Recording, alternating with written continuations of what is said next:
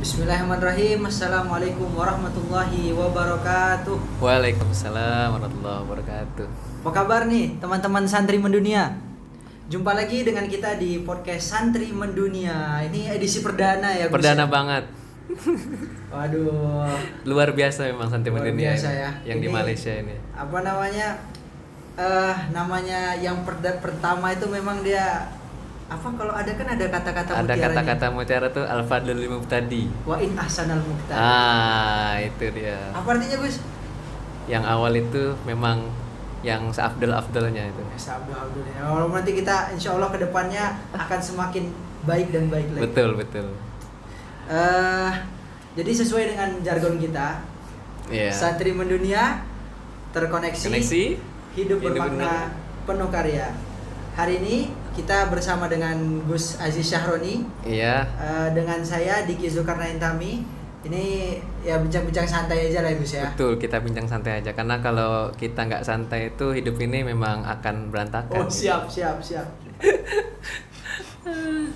Santai tapi pasti, Gus. Santai tapi pasti, slow but sure, Siap, oke?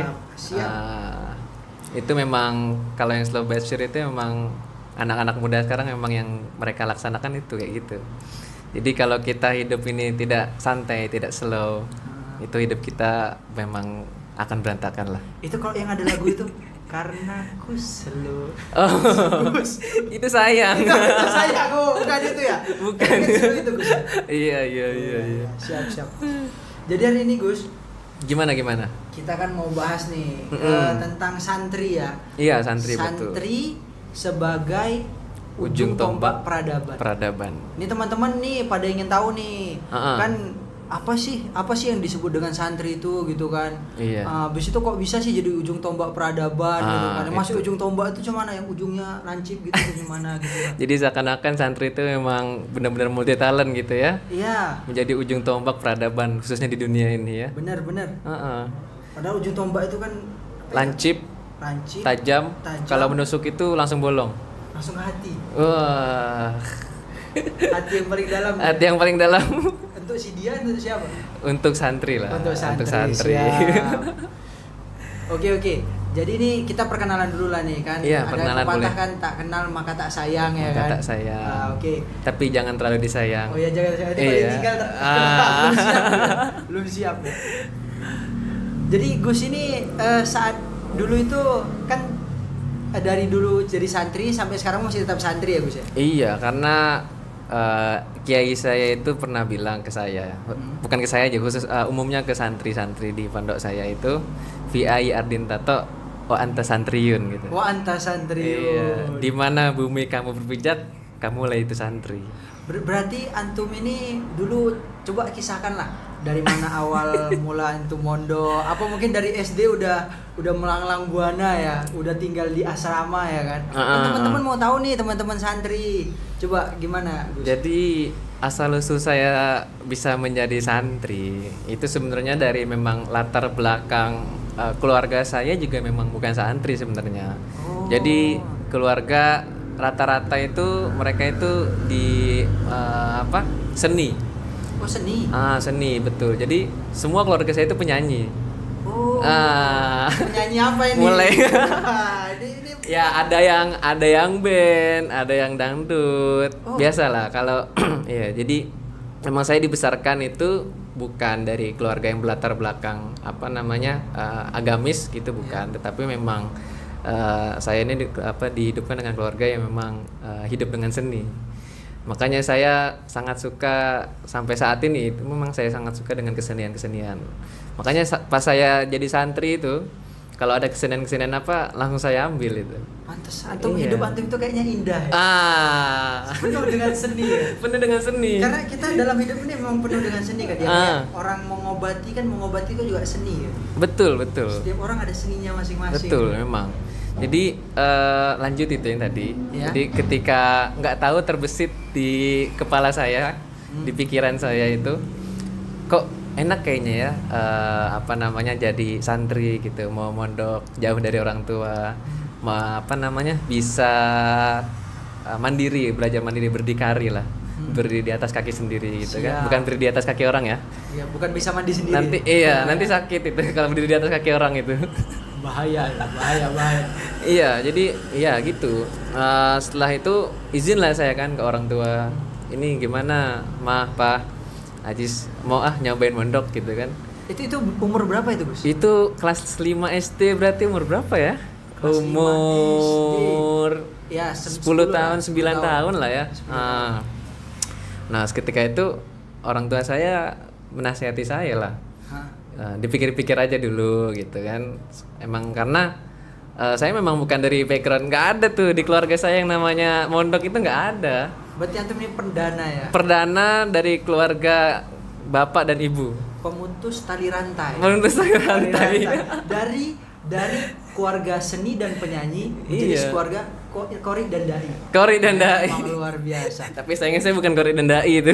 Insya Allah. Insya Allah. Kalau bukan kita mungkin keturunan yang akan datang. Iya. Nah, jadi oke lah, saya melanjut ke kelas 6, singkat cerita. Saya masih ada terbesit di situ. Oke, Ma, langsung lah kita survei ke Bogor waktu itu kan. Nah, kebetulan saya juga ada rumah di sana. Ya udahlah, mondok di kita survei dekat pondok yang dekat rumah. Nah, lepas itu langsung lah. Di situ ada 2 pondok memang yang dekat rumah. Saya sebutin pondoknya. Iya. Pondok Al-Kahfi ada. Al-Kahfi. Satu lagi Darul Ulum Nido, dan kedua-duanya saya waktu itu pas dites terima kan. Nah, pas diterima saya suruh milih lah di situ kan. Ya. Ini yang enak yang mana nih gitu. Ya akhirnya atas saran kedua orang tua juga yang lebih dekat dari rumah itu Darul Ulum Nido. Oh, jadi lebih dekat juga ada nilai-nilai yang lain nggak? Nilai apa nih? Nilai keburukan apa kebaikan nih? Ya. Kalau nilai keburukannya saya sering kabur emang. Itu udah rahasia. Udah rahasia umum ya. Rahasia umum, tolong disebarkan ya kan. Jadi antum di Darul Ulum setelah tamat SD. Tamat SD. Selama di Darul Ulum ini berapa tahun? Darul Ulum saya 6 tahun memang normal. 6 tahun. Dari SMP sampai SMA. Oke, ini mondoknya berarti ngaji kitab ya. Kebetulan pondok saya itu salah satu pondok modern. Oh, pondok modern. Pondok modern. Jadi di situ bukan hanya mengaji kitab, tapi di situ juga sehari-hari memang kita menggunakan bahasa bilingual tentunya kan, Arab dan Inggris, dan kitab-kitab salaf, kitab-kitab klasik memang kita nggak tinggalkan. Memang itu memang sudah menjadi tradisi santri khususnya di Bogor gitu kan.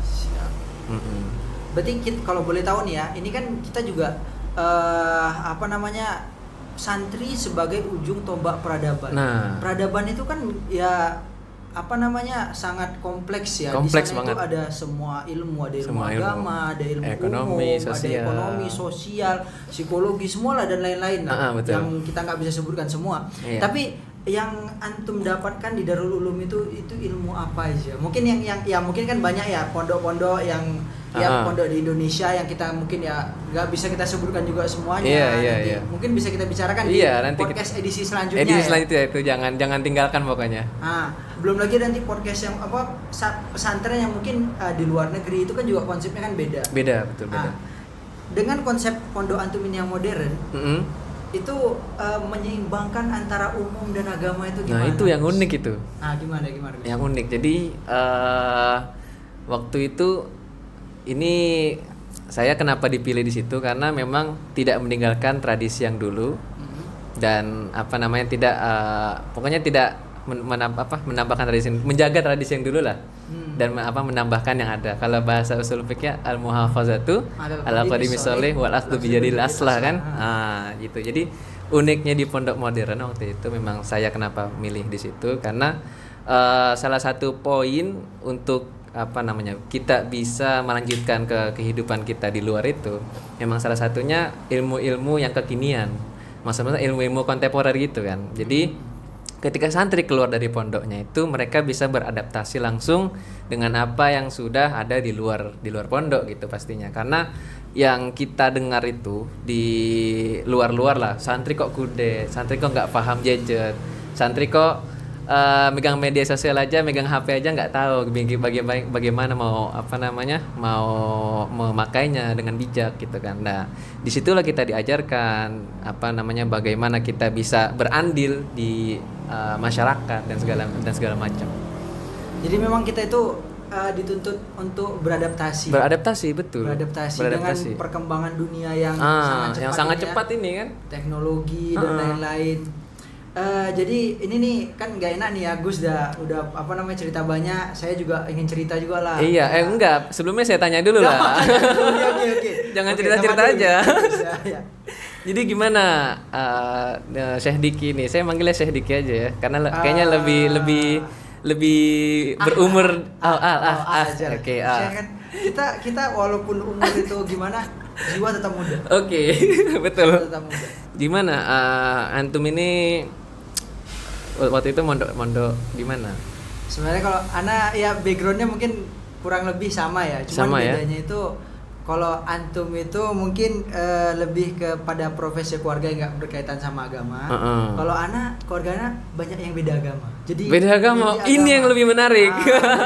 Anak itu punya keluarganya itu bukan cuman Islam, ada Kristen, ada Konghucu, ada Buddha dan lain-lain lah. Indahnya Indonesia. Bahkan ada yang ateis juga ya. Itu nggak usah. Indahnya Indonesia itu ya. sangat diversity banget ya keluarga. Jadi dulu itu kalau mau bahas jalan kisahnya ya teman-teman ya, itu orang tua saya itu ibu tepatnya itu dulu jumpa sama ayah. Jumpa sama ayah itu karena ayah itu apa namanya pedagang ya, ibu juga pedagang. Iya. Jadi ayah ini yang termasuk yang masuk barang-barang itu ke tokonya ibu tadi. Gitu. Habis itu mulai dekat, habis itu mulailah dikenalkan sama Islam tadi. Jadi ibunya udah Islam dulu ya? Singkat perjalanan masuk Islam, nggak lama masuk Islam nikah sama ayah. Nikah sama ayah. Dan ayah waktu itu belum Islam juga? Ayah alhamdulillah udah Islam. Sudah Islam. Jadi ya keluarga ayah ini Islam, keluarga ibu ini belum Islam. Ini sangat seru memang saudara. Oke, lanjut. Nanti dari sini nih panjang nih ceritanya. Mungkin dari profesi juga beda-beda. Mungkin dari orang tua itu lebih ke pemerintahan. Kalau ibu semuanya nggak ada yang masuk, ya nggak ada yang jadi pegawai pun. Semuanya ya dagang aja. Kalau nggak dagang itu karena kebetulan kan ibu Chinese ya, bisa nampak dari kulit. Tapi mata nggak Chinese itu? Mata nggak. Belum. Itulah dari itu tadi. Kemudian masuk ke SD ya, TK, SD itu juga ya itu belum ada dulu juga keinginan kayak mau masuk pondok itu ya, masih samar-samar sebenarnya. Samar-samar ya. Kita ini ada kemiripan lah. Cerita. Bedanya pas di akhir itu ketika mau masuk pondok itu ada konflik. Konflik itu kayak gimana ya? Jadi dulu itu kan ada kesannya, ngapain masukin anak ke pondok?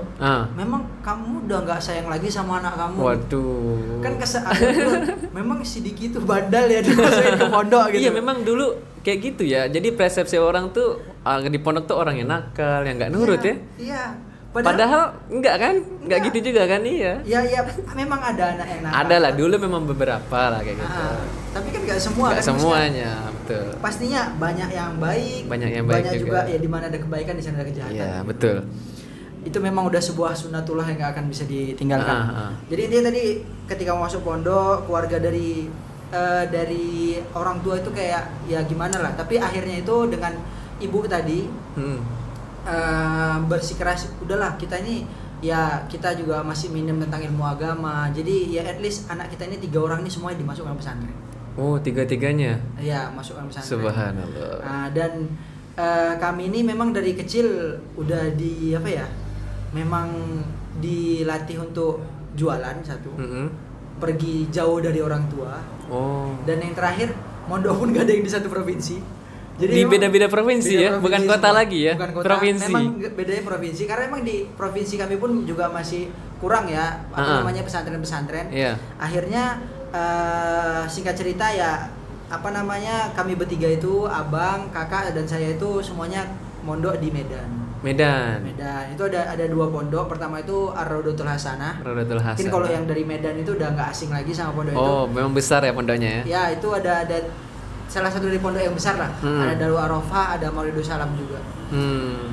Itu sistem pondoknya modern. Ada ya pondok alumni lah kita sebut kan, ada kaitannya juga dengan Gontor dan lain-lain. Juga Tapi kekurangnya itu mungkin di kitab-kitab salaf. Jadi gitu. ada sih mungkin kayak klub tertentu yang bahas tentang kitab-kitab salaf kuning ketika tapi itu mungkin apa ya istiqomahnya ya lebih ke kayak kita mau ikut lomba musabaqah qiraatul kutub itu baru nanti ada MKQ persiapan itu ya betul. Jadi ya ibarat kayak dadakan ya macam tahu bulan yang simpel-simpel ya. Yang simpel-simpel. Ilmu apa? Jadi kan memang sekarang itu kan banyak memang pondok-pondok itu yang memang mereka ini tidak pure dari belajar kitab-kitab kuning, memang banyak. Jadi ilmu-ilmunya ilmu-ilmu yang sudah instan-instan aja. Tapi ada yang unik dari pondok yang di Medan ini. Gimana? Sebenarnya kalau mau diarahkan ya, karena mungkin dia modern tadi, lebih ke umum sebenarnya. Oh, ke umum. Kenapa kita bilang lebih ke umum? Walaupun secara alumni itu banyak lah yang mungkin ke Timur Tengah, ya ke Mesir, ke Maroko, ke Yaman, ke Jordan, ke Madinah, dan ke tempat-tempat yang lain.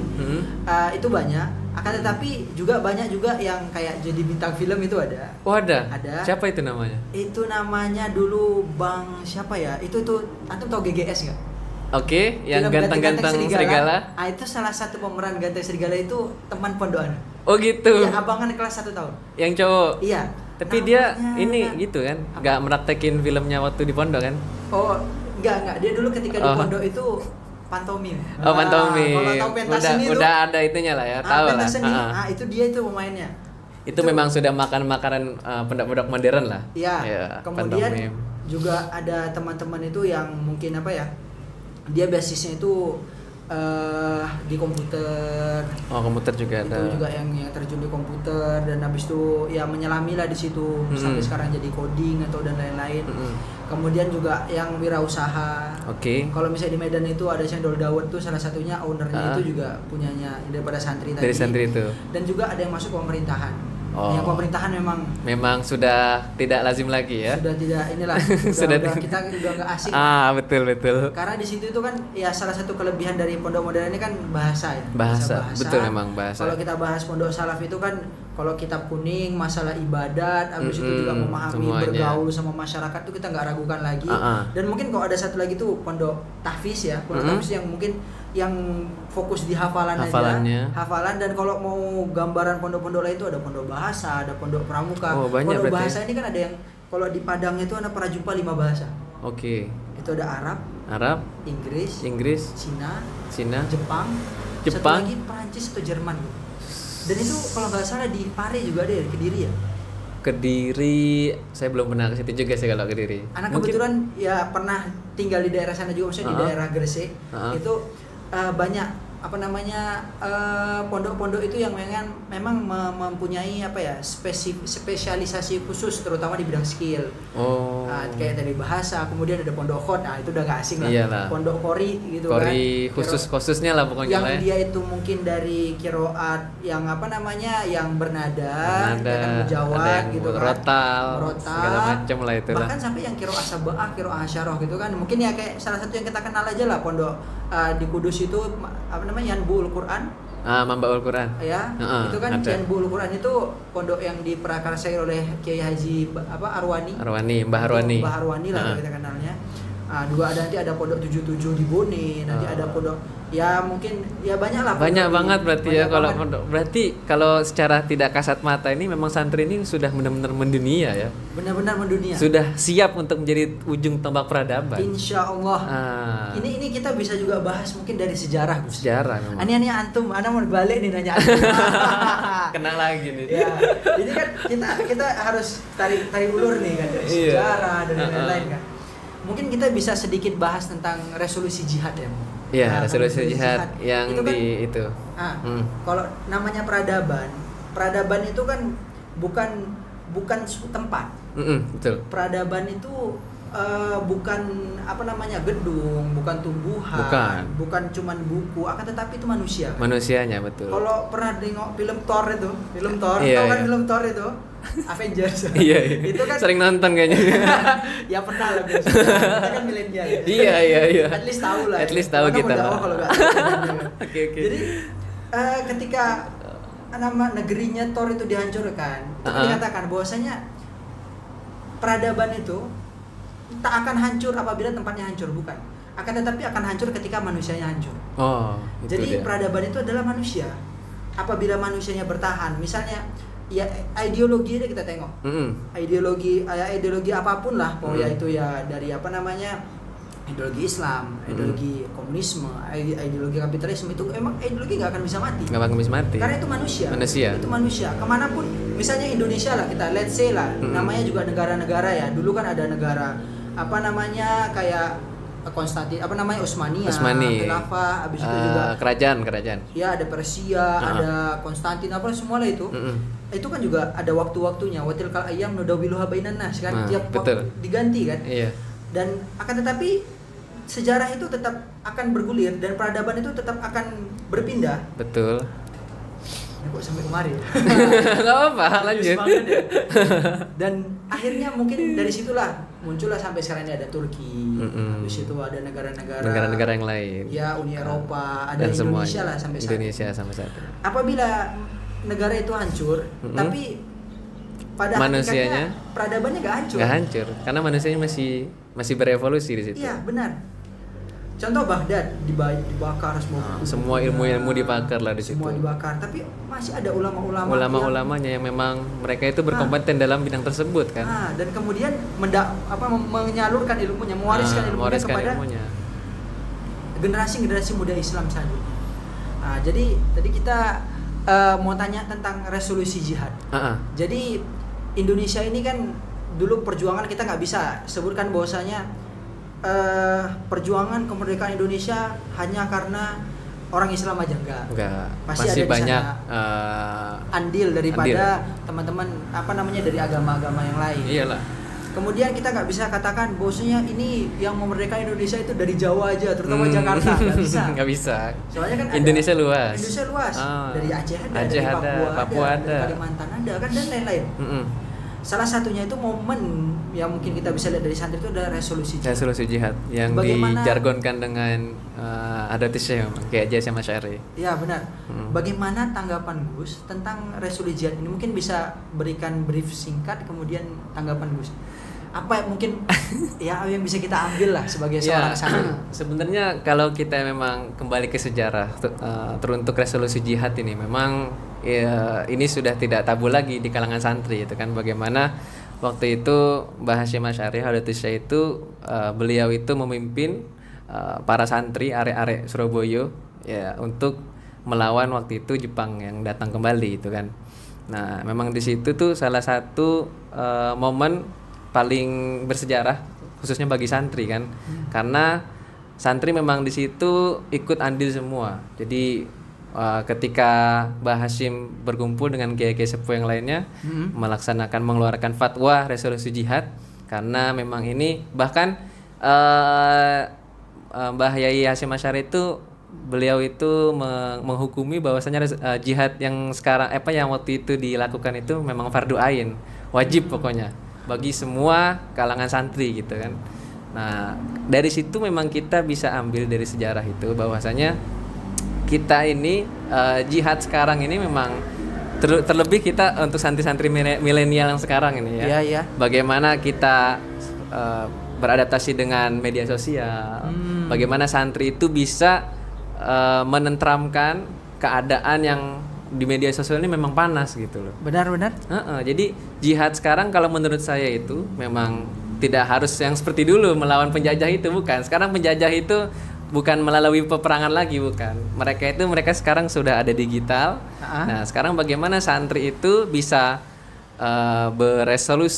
berevolusi di media sosial ini, dan inilah urgensi santri sekarang ini. Bagaimana dia ini santri di era milenial ini bisa menjadi ujung tombak peradaban itu.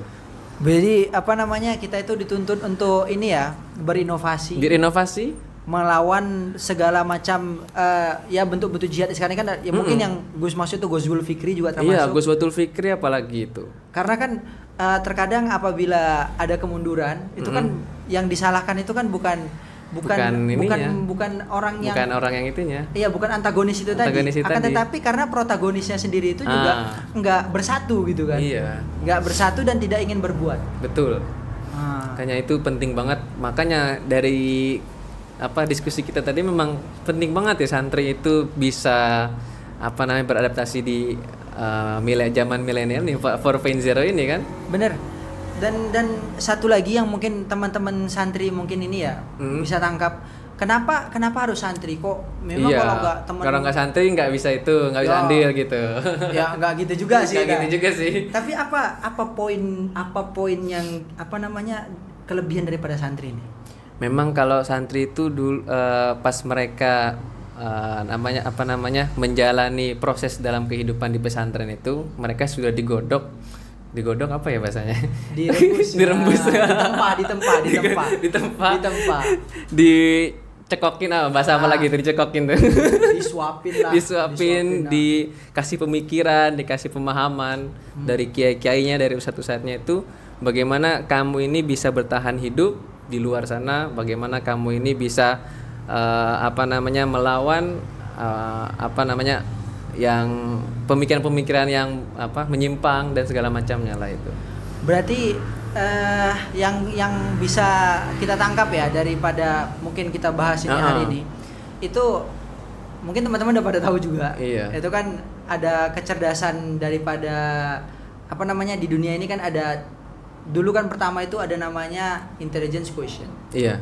Intelligence quotient itu kan kecerdasan. Jadi ada orang yang bisa hafal berbuku-buku, mungkin sejarah, tanggalnya apa semua. Kemudian bisa menguasai berbagai bidang. Akan tetapi di dalam pengaplikasiannya tadi, penerapannya dalam kehidupan itu masih banyak kekurangan. Dan ternyata disimpulkan bahwasanya IQ itu nggak cukup. Nggak cukup memang. Setelah IQ itu nggak cukup, muncullah namanya EQ. Emotional quotient. Emotional quotient ini kan dia emosi ya. Jadi nggak cukup orang pintar, tapi perlu orang yang cerdas secara emosi. Percuma orang pintar tapi marah-marah gitu ya. Mau jumpa orang apaan lu, bodoh amat gitu kan. Jadi itu jadi perlu ada kecerdasan emosi. Mungkin kayak jadi kalau tadi santri itu kan pertama udah belajar, dapat intelligence. Kemudian mereka juga dididik emosinya. Emosinya kan. Kalau kita bahasanya akhlak. Kalau bahasa luarnya attitude lah. Attitude. Nah, ya siap. Attitude. Kemudian setelah emosional ini ada namanya ternyata setelah cerdas dan emosinya nggak cukup, Gus. Ada namanya spiritual quotient. Itu yang karena sepintar-pintarnya orang, sepandai-pandainya dia mengatur emosi, kadang dia ada yang kurang dalam hatinya. Apa itu? Yaitu God spot. Ada titik di mana ada yang mengatur. Betul. Bahwasanya setiap manusia itu memang udah punya fitrah ketuhanan. Nah, disitulah jadi nggak cukup cuman cerdas aja, nggak cukup dengan emosi aja, tapi akhirnya perlu Tuhan, perlu spirit, keberagaman. Itu spiritual quotient. Dan yang terakhir, apa ini? Ternyata pada tahun 2010 yang lalu itu ditemukan lagi. Apa itu sih? Itu namanya adversity quotient. Oh ya, apalagi itu? Adversity itu daya tahan. Okay. Jadi nggak cukup orang itu pintar, nggak cukup dia cerdas secara emosi, nggak cukup juga cerdas secara spiritual, akan tetapi dia butuh daya tahan banting, cerdas secara tahan banting. Itu contohnya gimana kira-kira? Kalau kita ya sebagai orang Islam, kita bisa lihat aja mungkin dari tokoh yang paling utama itu ya teladan kita, yaitu Nabi kita Nabi Muhammad SAW. Bagaimana beliau dari kecil udah ditinggal kedua orang tuanya, kemudian ditinggal paman, kakeknya, kemudian paman yang merawatnya, habis itu menggembala kambing. Yang tahu kita lah, menggembala domba itu bukan mudah ya. Ada yang kesana, ada yang kesini gitu kan. Itu juga perjalanan sampai nanti ditinggal sama pamannya, istrinya ketika perjuangan. Habis itu juga perjuangan itu ya penuh lah dengan lika-liku. Itu juga membuktikan bahwasanya beliau bukan cuman cerdas secara yang tiga yang pertama, akan tetapi juga tahan banting terhadap masalah. Oke, banyak yang bilang memang itu kan nabi gitu ya. Jadi kok tokoh zaman sekarang siapa gitu kan? Tokoh sebenarnya banyak. Gimana? Ya kita bisa lihat aja mungkin dari ini ya.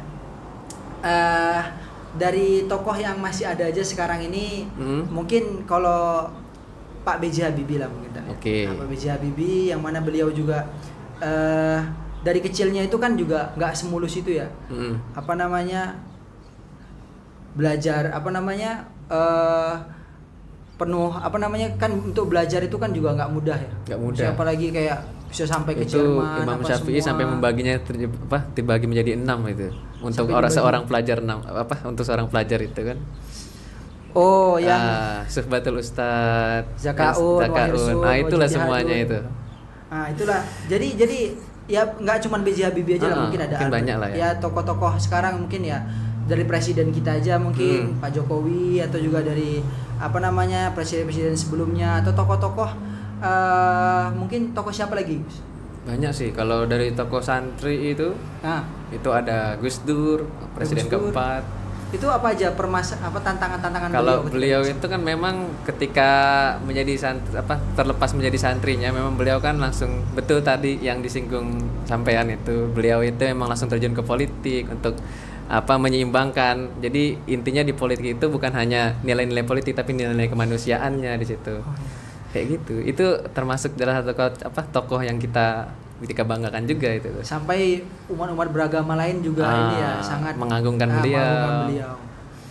Dan ini inilah mungkin apa namanya singkat kisah kita sharing kita pada Sharing hari kita. ini.